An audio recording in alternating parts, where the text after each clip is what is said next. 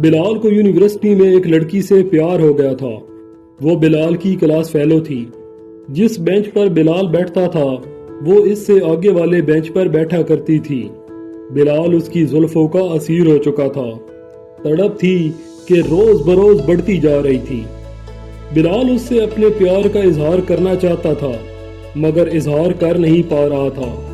اس کی ہمت نہیں ہو رہی تھی کہ اس لڑکی کو اس کے منہ پر جا کر کہے کہ میں تم سے پیار کرتا ہوں۔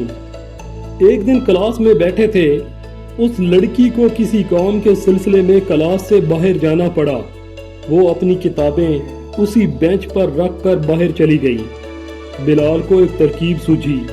اس نے کاغذ کے ایک ٹکڑے پر آئی لو یو لکھا اور اس کے نیچے اپنا نام بھی لکھ دیا۔ بلال نے کاغذ کا وہ ٹکڑا اٹھا کر اس لڑکی کی کتاب میں رکھ دیا۔ لڑکی نے واپس آ کر جب کتاب کھولی تو اس کو وہ کاغذ کا ٹکڑا ملا۔ اس نے وہ ٹکڑا نکالا، پڑھا، بلال کی طرف دیکھا اور پھر غصے میں اٹھ کھڑی ہوئی اور کاغذ کا وہ ٹکڑا جا کر ٹیچر کو دکھا دیا۔ بلال کی تو سیٹی ہی گم ہو گئی۔ ٹیچر نے بلال کو بلایا، اس کی خوب کلاس لی اور اس کو ایک ہفتے کے لیے یونیورسٹی سے نکال دیا۔ بلال ایک ہفتے کے لیے یونیورسٹی سے نکالا جا چکا تھا۔ اس نے یہ ہفتہ گھر پر گزارنے کا فیصلہ کیا۔ دل ہی دل میں اس کو اس لڑکی پر بہت غصہ آ رہا تھا جس کی وجہ سے اس کی اتنی بے عزتی ہو گئی تھی۔ بلال سوچتا تھا کہ اگر اس نے پیار نہیں کرنا تھا تو انکار کر دیتی، ٹیچر کو بتانے کی آخر کیا ضرورت تھی۔